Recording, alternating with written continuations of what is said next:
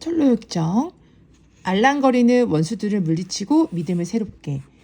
두 갈래 길 가운데 어느 쪽으로 갈지 결정하려는 참에 낯빛이 어두운 남자가 하얀 망토를 두르고 다가와서 왜 여기서 서성이냐고 물었다. 순례자들은 새 예루살렘 성으로 가려고 하는데 어느 길을 선택해야 할지 몰라서 고민이라고 대답했다.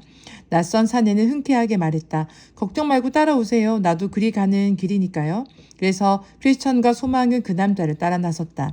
사내가 둘을 이끌어간 길은 조금씩 굽어서 나중에는 새 예루살렘 성과는 아주 동떨어진 방향으로 틀어지고 말았다. 그처럼 엉뚱한 쪽으로 가게 됐음에도 불구하고 순례자들은 전혀 의식하지 못하고 무작정 따라가기만 했다. 사내는 두 사람이 눈치채지 못한 사이에 미리 그물을 쳐둔 자리까지 유인했다. 갑자기 그물에 갇힌 크리스천과 소망은 어쩔 줄을 모르고 허둥거렸다. 사나이의 시커먼 등에서 하얀 망토가 주르륵 흘러내렸다. 순간 순례자들은 덫에 걸렸음을 직감했다.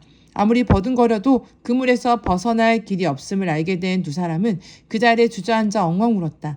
이윽고 크리스천이 소망에게 말했다. 이제야 뭘 잘못했는지 알겠네. 목자들이 아첨쟁이들을 조심하라고 그토록 타이르지 않았나?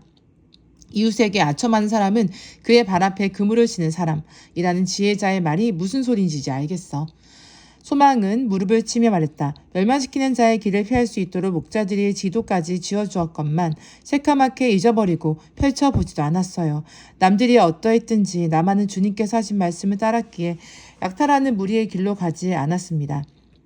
라고 했던 걸 보면 다윗은 이 부분에서 우리가 훨씬 슬기로웠던 모양입니다. 꼼짝없이 그물에 갇힌 순례자들은 할 일 없이 주저앉아 어처구니 없는 실수를 저지른 자신을 책망했다. 바로 그때 빛나는 옷을 입은 천사가 다가오는 게 보였다. 손에는 가는 줄을 꼬아 만든 채찍을 들고 있었다. 천사는 크리스천과 소망 앞에 서더니 어디서 왔으며 무얼 하고 있느냐고 물었다. 둘은 시온으로 가는 순례자들이며 낯빛이 어둡고 흰 망토를 거진 사기꾼이 자신도 그리 간다기에 따라 나섰다가 이 꼴이 됐노라고 입을 모았다. 채찍을 든 천사는 말했다. 놈은 아첨쟁이입니다. 빛의 천사로 가장한 거짓 사도죠. 그러곤 그물을 찢어 벌리고 둘을 풀어주며 일렀다. 나를 따라오십시오. 바른 길까지 안내해드리겠습니다. 천사 아첨쟁이를 따라 나서기 시작한 지점까지 순례자들을 데려다 주었다. 마침내 큰 길에 들어서자 환한 옷을 입은 이가 물었다. 어젯밤은 어디서 보내셨습니까? 크리스천과 소망은 기쁨 산맥에 있는 목자들의 쉼터에 묶어놓으라고 했다. 그러자 천사는 목자들한테서 정확한 길이 표시된 지도를 받았느냐고 되물었다. 둘은 고개를 끄덕였다. 밝게 빛나는 옷을 입은 이가 말했다. 갈림길에 이르렀을 때 지도를 꺼내서 방향을 가늠해봤습니까? 순례자들이 깜빡 잊었노라고 순순히 자백하자 천사는 목자들에게서 아첨쟁이를 조심하란 소리를 들었느냐고 질문했다.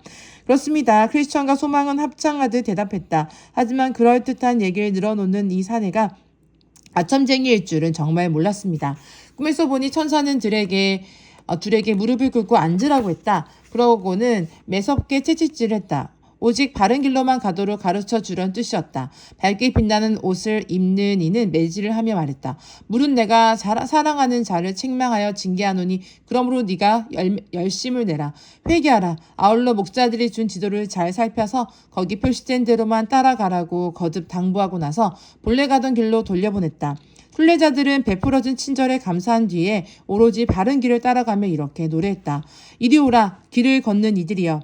보라. 순례자들이 엉뚱한 길로 가다가 어떤 값을 치렀는지 유익한 충고를 가벼이 여기고 잊은 탓에 온몸을 목재는 그물에 꼼짝없이 갇혔으니 비록 구출된 건 사실이나 몇 가지 맞고 깨달았으니 이것으로 그대의 경계를 삼으라. 그렇게 한참을 걸었을 무렵 멀리서 한 남자가 다가오는 게 보였다. 동행은 보이지 않고 달랑 혼자뿐이었다. 크리스천이 소망에게 말했다. 시온을 등지고 우리 쪽으로 오는 남자가 보이시는가? 예, 보입니다. 소망이 대답했다. 또 다른 아첨쟁이일 수도 있으니 조심하는 게 좋겠습니다. 양쪽 여행자들은 점점 가까워져서 마침내 얼굴을 마주대했다. 상대편 나그네는 자신의 이름을 무신론자라면서 어디로 가는 길이냐고 물었다. 시온산으로 갑니다. 크리스천이 말했다. 대답을 들은 무신론자는 우스워 죽겠다는 듯 깔깔거렸다. 왜 그렇게 웃으시는 겁니까? 크리스천은 따지듯 질문했다. 이렇게 지루한 여정을 꾹 참고 견디는 꼴이 하도 무지해 보여서 웃음이 절로 나는구려. 온갖 고생을 감수해가며 여행을 계속해봐야 돌아오는 건 고통뿐이라오. 그러니까 우리가 새 예루살렘 성에 들어가지 못할 거란 말씀인가요? 어디에 들어간다고요? 무신론자가 반문했다. 새 예루살렘 성이라는 데는 이 세상 어디에도 없어. 하지만 다가올 세상에는 분명히 있어요. 크리스천 자신 있게 말했다. 나 역시 고향집에 살던 시절에 새 예루살렘 성에 관한 소문을 듣고 직접 찾아 나섰던 몸이요. 무려 20년을 이른바 거룩한 성이라는 데를 찾아 헤맸다니까요. 하지만 탐색을 시작한 날부터 지금까지 단 한 발자국도 진전이 없더라고요. 우리 둘 다 그곳에 관한 이야기를 들었고 이렇게 가면 결국 찾을 수 있다고 믿습니다. 무신론자는 완강했다. 그런 데가 있다고 믿었기에 나도 그토록 긴 세월 동안 찾아다녔던 겁니다. 댁들보다 훨씬 오래 길을 헤매던 선배로서 장담하는데 새 예루살렘 성이라는 데는 어디에도 없습니다. 아무리 뒤져봐도 소용없다는 얘기올시다. 난 지금 존재하지도 않는 동네를 찾는답시고 부정하고 살았던 즐거움들을 누리던 고향으로 돌아가는 길입니다. 크리스천은 소망을 돌아보며 물었다. 저 양반이 하는 얘기가 정말일까? 소망은 주의를 주었다. 조심하세요. 아첨쟁이 가운데 하나일지 모릅니다. 지난번에 저런 부류가 하는 소리에 귀를 기울였다가 치료했던 고초를 잊지 마십시오. 맙소사 시온산이란 데가 존재하지 않는다고요? 기쁨 산맥 정상에서 새 예루살렘 성문을 바라보지 않았습니까? 믿음으로 바른 길을 걸으며 즐거운 시간을 보내고 있지 않은가요? 무시하고 계속 길을 갑시다. 이렇게 머뭇거리고 있으면 채찍을 든 천사가 어디선가 불쑥 나타날지도 모릅니다. 형제님이 나를 가르쳐 주어야 하는데 도리어 내가 이런 말씀을 드리게 됐습니다. 성경에 내 아들아 자식의 말씀에서 떠나게 하는 교훈을 듣지 말지니라 는 말씀이 있습니다. 그의 말에 현혹되지 마세요. 믿음을 가져 생명을 얻을 사람이 됩시다. 크리스천은 황급히 해명했다. 진리를 의심해서 그렇게 물어본 게 아니라 형제를 은근히 떠보려 했을 뿐이네. 중심에서 나오는 정직한 신앙 고백을 듣고 싶었던 거지. 저 친구가 세상의 우상에 눈이 멀었다는 것쯤은 나도 알고 있네. 자, 진리를 믿고 거짓은 모두 진리에서 나오지 않는다는 것을 서로 확인했으니 어서 가세나. 이제 하나님의 영광을 바라보게 되었으니 얼마나 기쁜지 모르겠습니다. 소망이 말했다. 순례자들은 등을 돌리고 걸음을 재촉했다. 무신론자가 역시 두 사람을 한껏 비웃으며 제 길로 가버렸다. 크리스천과 소망은 걷고 또 걸어서 어느 동네에 들어갔다. 이곳에는 이상한 공기가 가득해서 제대로 적응하지 못한 나그네는 저절로 깊은 잠에 빠지곤 했다. 마을 어귀에 들어서자마자 몸놀림이 꿈떠지고 졸음이 몰려오는 걸 느낀 소망은 크리스천에게 말했다. 왜 이렇게 나른해지는지 모르겠어요. 도저히 눈을 뜰 수가 없네요. 아무데나 누워서 잠깐 자고 갑시다. 절대로 안 될 말일세. 크리스천은 펄쩍 뛰었다. 여기서 잠들면 다시는 못 일어날 걸세. 그게 무슨 말씀이시죠? 소망은 깜짝 놀라며 물었다. 여행에 지친 나그네에게 잠이 얼마나 달콤한지 아시잖아요. 잠깐만 눈을 붙여도 새 힘이 불끈 솟을 겁니다. 목자들 가운데 한 분이 마법의 땅을 조심하라고 했던 게 기억나는가? 크리스천은 다그치듯 물었다. 그건 잠에 빠지지 않도록 주의하란 뜻이었네. 그러므로 우리는 다른 사람들처럼 잠자지 말고 깨어있으며 정신을 바짝 차려야 한다네. 그제야 소망은 무릎을 쳤다. 그렇군요. 혼자 왔더라면 졸다가 죽을 뻔했습니다. 혼자보다는 둘이 더 낫다. 는 지혜자의 말이 100번 옳았어요. 형제님과 동행하게 된 건 하나님의 은혜예요. 형제님은 수고함으로 좋은 상을 얻을 거예요. 잠을 깨는 데는 유익한 이야기를 나누는 게 으뜸이지. 크리스천이 말했다. 그렇고 말고요. 소망이 맞장구를 쳤다. 그럼 무슨 얘기부터 시작할까? 하나님이 함께해 주셨던 일들부터 이야기해보는 게 어떨까요? 괜찮으시면 형제님이 먼저 말씀해 주세요. 그러자 크리스천은 노래나 한 자라 불러보마라고 했다. 성도들이 꼬박꼬박 졸거든 이리 보내시길, 그리고 두 순례자가 임무화하는 소리를 듣게 하시길, 그들에게서 어떻게든 교훈을 얻어 나른하게 감기는 두 눈을 번쩍 뜨게 하시길. 잘만 이루어진다면 성도의 교제는 지옥 한복판에서도 깨어있게 하는 법. 크리스천 이야기를 시작했다. 한 가지 묻겠네. 형제는 어쩌다가 이 여행을 시작하게 됐소? 어떻게 해서 심령의 상태에 관심을 갖게 되었냐는 말씀이시죠? 소망이 되물었다. 그렇다네. 바로 그걸세. 형제님도 허망시장에서 파는 상품들을 보셨죠? 나는 아주 오랫동안 거기서 살 수 있는 물건들을 즐기며 살고 있었습니다. 계속해서 그런 식으로 지냈더라면 아마 멸망을 당하고 지옥의 형벌을 받는 신체를 면하지 못했을 겁니다.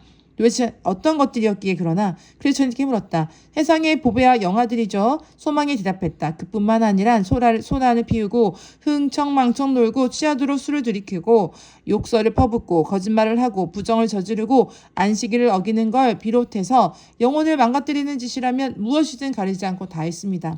그러던 어느 날 형제님과 신실이라는 분, 그러니까 허망상에서 죽기까지 믿음을 지키고 선한 삶을 증명해 보이셨던 그 순례자의 말을 듣고 거룩한 일에 귀를 기울이며 깊이 생각하게 됐습니다. 죄의 삭은 죽음이요, 하나님의 진노가 순종하지 않은 사람들에게 내리는 것을 알고 믿게 된 겁니다. 그래서 금방 믿음의 능력을 힘있게 된 것이로군. 그렇지 않습니다. 죄가 악하다는 사실, 그리고 죄의 저주가 따른다는 점을 당시에는 제대로 파악하지 못했어요. 말씀이 마음을 뒤흔들어 놓기 시작했을 때도 그 진리를 애써 외면하려고 했어요. 하나님이 은혜의 영을 보내셔서 형제님을 그분께 이끌고 계신다는 걸 깨닫지 못한 게 가로막은 건 도대체 무엇이었을까? 크리스천은 더 깊이 파고들었다. 이유를 설명하자면 그렇습니다. 소망을 말했다. 무엇보다도 그게 하나님이 내 삶에서 일으키신 역사인 줄 몰랐어요. 허물을 깨닫게 하셔서 죄인의 삶을 돌이키는 역사를 시작하시리라고는 꿈에도 생각지 않았거든요. 아직도 육신의 죄의 매력에 사로잡혀 있었던지라 쉬 내팽개칠 수가 없기도 했고요. 회개하기를 망설였던 또 다른 이유는 옛 친구들과 어울려 뒹구는 게 너무 좋아서 헤어질 엄두가 나지 않았기 때문이에요. 마지막으로 죄를 확실하게 의식할 때마다 너무도 괴롭고 겁이 나서 아예 떠올리고 싶지 않았어요. 그러고 나면 마음과 영혼이 덜어 평안해지기도 하던가? 예, 하지만 금방 되살아나서 예전처럼 아니 더 심하게 심령을 괴롭혀요. 어떨 때는 죄가 떠오르던가? 그치 물었다. 꼽자면 10손가락이 모자라요. 대충 이런 경우들이죠. 거리에서 선량한 이들을 만난다든지, 성경 읽는 소리가 들린다든지, 머리가 아프다든지, 이웃사람이 병들었다는 소문을 들었다든지, 상역 소리가 귓가에 울린다든지, 죽음을 생각한다든지, 갑자기 누군가 갑작스러워 세상을 떠났다는 부고를 받는다든지 하는 경우죠. 하지만 그 어느 것보다 죄의식이 마음 깊이 파고들며 심령을 괴롭힐 때는 심판이 코앞에 닥쳤다는 사실이 가슴에 사무치는 순간이었어요. 죄악에서 비롯된 죄책감을 쉬이 떨쳐버리고 자유로워질 수 있던가? 크리스천이 물었다. 죄악에서 비롯된 죄책감을 쉬이 떨쳐버리고 자유로워질 수 있던가? 크리스천이 깨물었다. 그럴 수 없었어요. 소망이 고백했다. 예전에 대수롭지 않게 짓던 죄 가운데 어느 하나를 다시 저지른다는 생각만 해도 양심이 찢어지는 것 같았습니다. 그럴 때는 어떤 마음이 들던가? 생활 방식을 바꿔야겠다 싶더군요. 그러지 않으면 저주를 피할 수 없을 것 같았어요. 노력은 해봤나? 물론이죠. 소망이 대꾸했다. 죄를 피하는 건 물론이고 죄를 일삼는 친구들도 버렸어요. 뿐만 아니라 기도하고 성경을 읽고 죄를 기억하며 눈물을 흘리고 이웃에게 진리를 전하는 따위의 신앙적인 책임을 다하는데도 열심을 냈고요. 그 밖에도 이루 헤아릴 수 없을 만큼 많아요. 그랬더니 마음의 평안이 찾아오던가? 크리스천의 질문은 끝이 없었다. 잠깐은 그랬죠. 소망이 털어놓았다. 하지만 그처럼 애를 써도 고통은 고스란히 제자리로 돌아오더군요. 완전히 달라졌는데 어떻게 그런 일이 생길 수가 있단 말인가? 크리스천은 의아해했다. 소망이 설명했다. 몇 가지 요인이 있을 겁니다. 성경에서 우리의 의는 다 더러운 옷 같으며 라든지 율법의 행위로서는 의롭다함을 얻을 육체가 없는 이라든지 누리는 무익한 종이라와 같은 말씀을 읽으며 곰곰이 생각하기 시작했습니다. 스스로 내세우는 의로움이 모두 누더기나 한 가지라면 행위로는 아무도 구원받을 수 없다면 무슨 짓을 해도 여전히 쓸모없는 인간에 지나지 않는다면 율법을 잘 지켜서 하늘나라에 들어가겠다는 건 그야말로 한심한 발상이라는 생각이 들었습니다. 가게에 엄청난 외상빛을 지고 있는 네가 얼른 갚을 생각을 하지 않고 눈에 보이는 족족 이런저런 상품들을 사들이기만 한다면 주인으로서는 고발을 하거나 감옥에 보내서라도 밀린 돈을 받아내려 할 겁니다. 그런데 난데없이 무슨 미타령인가? 크리스천은 납득이 가지 않는 눈치였다. 소망은 말을 이었다. 제 말을 들어보세요. 지금 하나님의 장부에는 어마어마한 죄의 빚이 외상으로 남아있을 거예요. 세상 행실을 바르게 한다 해도 해묵은 빚을 다 갚지 못하죠. 그러나 예전에 저지른 죄 때문에 입게 된 저주에서 어떻게 벗어날 수 있겠어요? 그제야 크리스천도 고개를 끄덕였다. 멋진 비유구려 계속해보시게. 소망이 다시 입을 열었다. 답답하고 괴로운 점은 그뿐이 아닙니다. 잘 살아보려고 안간힘을 쓰고 있지만 잘 들여다보면 그 속에도 죄가 섞여 있는 게 문제입니다. 해묵은죄, 여기에는 제법 착한 짓을 하며 지내고 있다는 자부심과 교만도 포함됩니다. 해묵인죄를 싹 무시한다 해도 결론은 분명했죠. 어제까지 얼마나 흠없는 생활을 했느냐와 상관없이 오늘 여러 가지 규정 가운데 어느 하나를 어긴 허물만 가지고도 지옥에 가고도 남는단 말입니다. 그래서 어떻게 하기로 했어? 크리스천이 물었다. 하긴 뭘 하겠습니까? 전화기 대답했다. 정말 어찌해야 좋을지 모르겠더군요. 그래서 신실형제에게 속마음을 털어놨습니다. 우린 서로 알고 지냈던 사이였거든요. 형제는 죄를 알지 못하는 분의 의로움을 덧입지 않는 한 자신은 말할 것도 없고 온 세상에 의로움을 죄다 끌어모아 내밀어도 구원을 받지 못한다고 했어요. 사실 형제의 말이 옳다는 생각이 들던가? 크리스천이 질문했다. 열심히 노력해서 생활 태도를 바꾼데 만족하고 즐거워하던 시절에 그런 얘기 들었으면 바보 같은 소리라고 웃어 넘겼을 거예요. 하지만 그때는 이미 내가 한없이 연약한 존재이고 지극히 선한 행동에도 죄가 들어붙어 있다는 사실을 깊이 지각하고 있었기 때문에 신실형제의 의견에 수긍할 수밖에 없었어요. 하지만 그런 얘기 들으니까 정말 어딘가에는 단 한 번도 죄를 짓지 않은 이가 있겠구나 싶던가? 솔직히 말씀드려서 처음에는 이상하게만 들리더라고요. 그런데 계속해서 신실형제와 교제하면서 대화하다 보니까 분명히 그런 분이 계신다는 마음이 생겼어요. 소망이 말했다. 그분이 누구인지 어떻게 하면 그분께 힘입어 의롭게 될 수 있는지 신실형제에게 물어봤나? 크리스천은 아주 궁금해했다. 그렇습니다. 소망이 대답했다. 지극히 높으신 하나님의 오른편에 앉아 계신 주 예수님이 바로 그분이라고 하더군요. 세상에 계시는 동안 수많은 역사를 일으키셨으며 고난받으시고 십자가에 달려 돌아가셨다는 사실을 믿기만 하면 그분께 기대어 어려워질 수 있다고 해요. 의로워질 수 있다고 했어요. 그래서 신실형제에게 물어봤죠. 그럼 어떻게 그분의 의로운 하나님이 앞에서 우리 아들을 의롭게 할 수 있느냐고요. 예수님은 스스로 전능하신 하나님이신 자신을 위해서가 아니라 내가 그럴 만한 자격을 주시려고 수치스러운 죽음에서 마땅하지 않고 받아들여셨다는 거더라고요. 예수님과 그분이 나를 위해 해주신 일들을 신뢰하며 우리 주님의 기록함이 고스란히 내 것이 된다는 겁니다. 그래서 말도 안 되는 소리라고 했죠. 그런 분이 나 같은 인간을 구해주실까라는 게 없다고 생각했거든요. 신실형제는 뭐라고 하던가? 가서 직접 그분을 만나보려고 했어요. 주제 넘은 짓이 될 거라고 해도 막무가내였어요. 주님이 날 부르셨다는 거예요. 예수님에 관한 책을 주면서 마음 편히 찾아가도 괜찮다 격려하더군요. 하늘과 땅은 다 없어지시언정 이 책에 기록된 말씀은 점 하나, 확장 하나로 없어지지 않을 것이라고 자신의 있게 말할 수가 있습니다. 그래서 죽게 가면 무엇 해야 합니까? 라고 물어봤어요. 무릎을 꿇고 엎드려서 온 마음과 정성을 다해 하나님께서 친히 임해 주시길 구하라. 당시 부탁했어요. 어떻게 간괴한지 가르쳐 달라고요. 그래서 일단 죽게 가면 그분이 은혜와의 보좌에 앉아 계신 게 보일 거예요.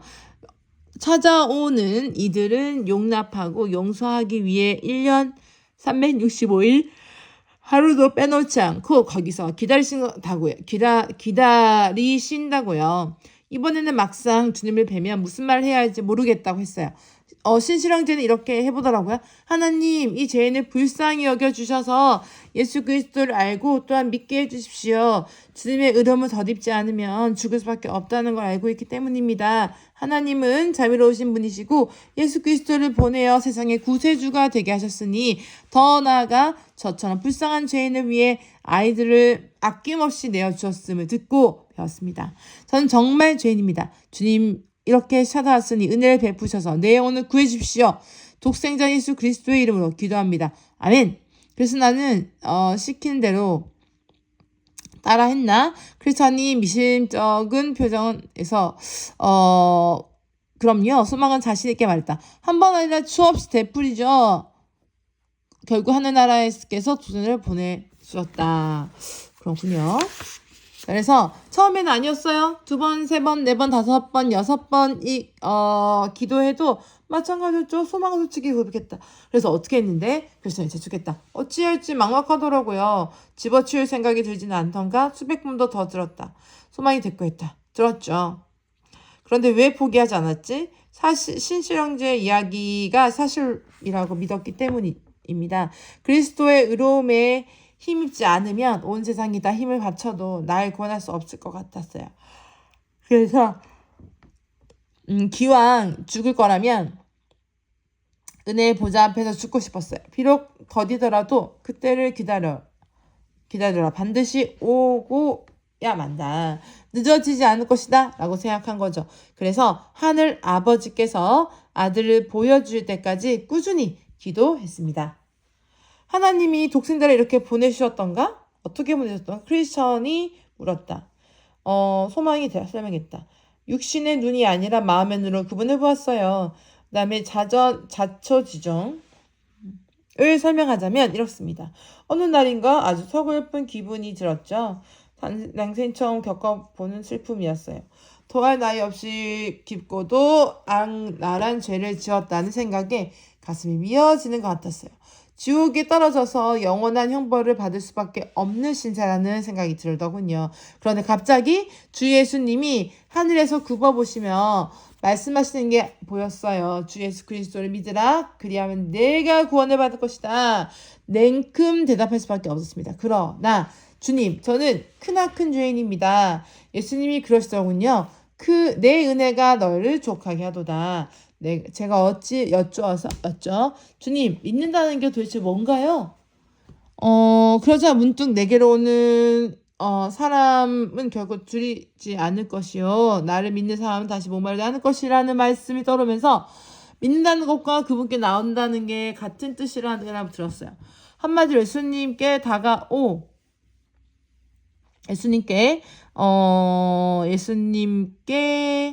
나오느니 그리스도께서 구원의 춤 받고 온 세상을 향해 달려오는 이들이 바로 주님을 믿는 이라는 수준의 믿는 것이라는 거죠. 눈물이 왈칵 쏟아지더라고요. 울면서 여쭤봤습니다. 주여, 정말 저처럼 커다란 죄인도 용납하시지 않고 구원해주세요.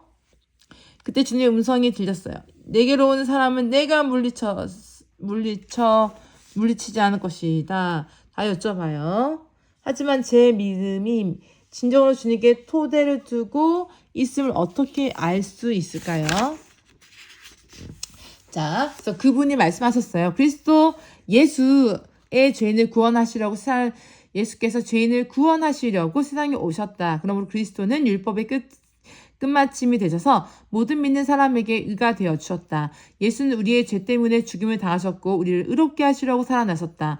예수 그리스도께서는 우리를 사랑하시며 자기의 피로 우리의 죄에서 우리를 해방시켜 주셨고 하나님과 사람 사이 중보자가 되었다. 그분은 늘 살아계셔서 중재의 간구를 하신다. 그렇게 말씀하시니까 예수님을 공격적으로 받아들여서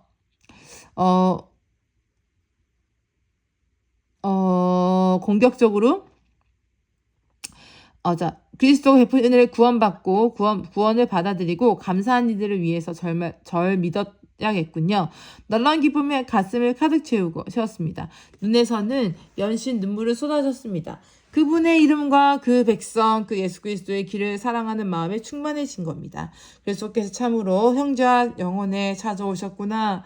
크리스천은 고개를 끄덕였다. 그래서 그대의 심령이 구체적으로 어떤 변화가 나는지 얘기해 주게나. 소망이 말했다. 제 아무리 선하고 살고 교기하게 행동한다 하더라도 세상에 속해 있는 한 여전히 저주받은 상태라는 걸 알았어요. 하나님 아버지는 지극히 공의로운 분이셔서 죄를 벌할 수밖에 없는 분이시지만 동시에 독생자 예수를 통해 죽게 나오는 죄인들을 의롭게 해주신다는 사실도 깨달았고요. 그걸 생각하니까 예전에 추악하게 살았던 게 한없이 부끄럽더라고요. 어쩌면 그렇게 무지하게 지냈는지 기가 막혔어요. 예수 그리스도의 아름다움을 찬송하는 마음이 그 어느 때보다 충만해졌습니다. 거룩한 삶을 사랑하게 되고 주 예수님의 이름을 높이며 영광을 돌려려는 열망을 가지고 열망이 커졌고요. 또 맞아요. 온몸에 피를 단 한 방울도 남기지 않고 다 그분 앞에 쏟아낼 수 있을 만큼 간절했습니다. 와, 여기까지 해서 알랑거리는 원수들을 물리치고 믿음을 새롭게 하는 것에 대해서 알고 있네요. 결국 예수님의 보혈의 피로 새로워질 수 있다는 겁니다. 여러분 감사합니다.